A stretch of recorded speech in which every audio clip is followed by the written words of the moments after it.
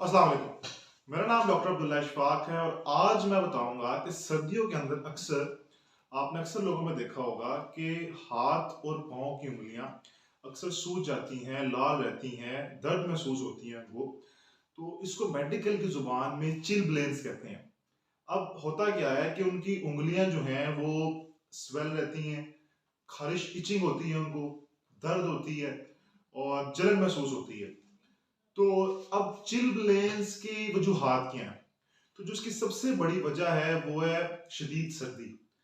अगर आप सर्दी के अंदर अपने हाथों को, पाँव को गर्म नहीं रखेंगे तो होता क्या है कि जो आपकी खून की नालियां हैं जो जिल्द के पास हैं, सर्दी के अंदर वो तंग हो जाती हैं। जब एकदम उसको आप ग्लव्स पहनेंगे या गर्म पानी के अंदर एकदम उंगलियों को ले जाएंगे, तो जब उसको री वार्म करने की कोशिश करते हैं तो वो जो खून की नालियां हैं वो खुलती हैं। जब वो खुलेंगी तो खून नालियों से बाहर की तरफ निकलेगा और वहां पे चिलब्लेंस डेवलप हो जाते हैं, इन्फ्लेमेशन हो जाती है। तो सबसे बड़ी जो वजह है जो इस वजह से ये डेवलप होते हैं मैंने आपको बताई, अगर हवा में नमी होगी या शदीद ठंड में। तो शदीद ठंड जो है वो इसका मेन कॉज नहीं है।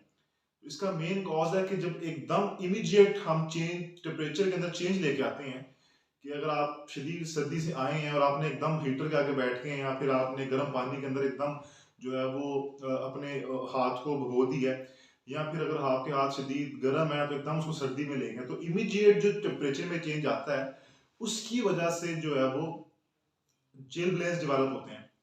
और अगर हवा में नमी होगी तो उस वजह से भी बहुत बड़ा रिस्क फैक्टर है। अब मैं बताता हूँ कि कौन कौन सी जगहों पे ये ज्यादातर डेवलप होते हैं। तो सबसे जो ज्यादा देखा गया है वो हाथ की उंगलियां, पाँव की उंगलियां, एड़ी के ऊपर, नाक के ऊपर, कान के ऊपर। तो ये मोस्ट कॉमन साइट्स हैं इसकी। अब इसके रिस्क फैक्टर्स क्या हैं? तो सबसे इंपॉर्टेंट रिस्क फैक्टर वही है कि अगर आप शदीद सर्दी जो है वो, और अगर हवा में नमी पाई जा रही है। इसके अलावा खवातीन के अंदर और बुजुर्गों के अंदर ये बहुत कॉमन है। या फिर जो लोग सिगरेट पीते हैं, या फिर जिनका बीएमआई कम है, जिनकी गजा अच्छी नहीं है।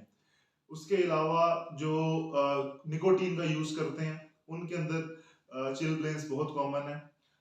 या फिर जिनको कोई ऑटोम्यून डिजीज है, जिस तरह के रेनॉल्ड्स फिनोमेना हो गया, सिस्टेमिक स्क्लेरोसिस हो गया, इस तरह की बीमारियों के अंदर भी चिलब्लेंस बनने का बहुत चांस है। या फिर जो इम्यूनो कॉम्प्रोमाइज्ड पेशेंट्स हैं, जिनकी ब्लड सर्कुलेशन ठीक नहीं है, वो भी, उनके अंदर भी बहुत चांस होता है कि चिलब्लेंस बन सकते हैं।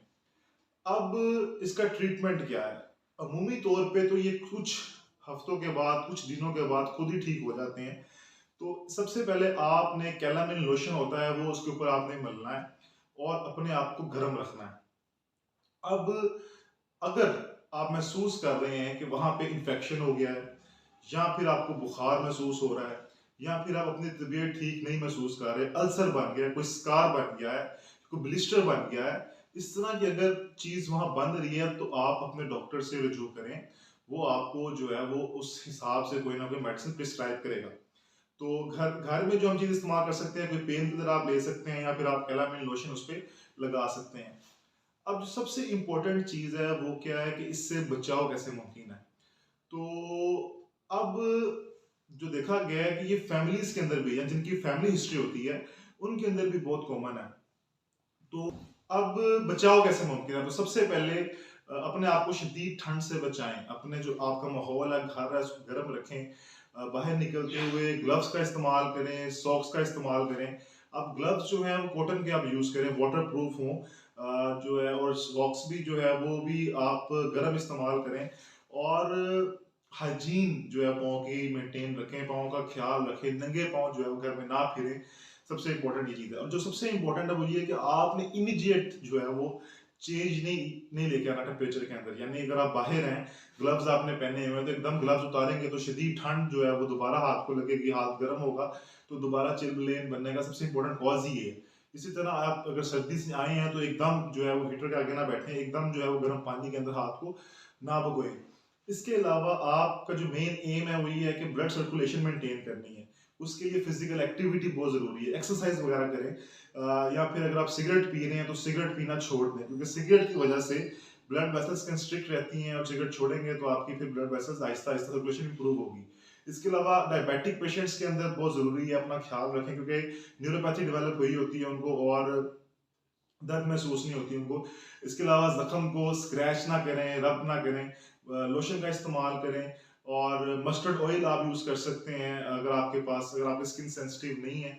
और ये कुछ एहतियाती तदाबीर हैं, अगर आप इनको फॉलो करेंगे तो आपकी जो है वो फ्यूचर में चिल्ब्लेंस डेवलप नहीं होंगे।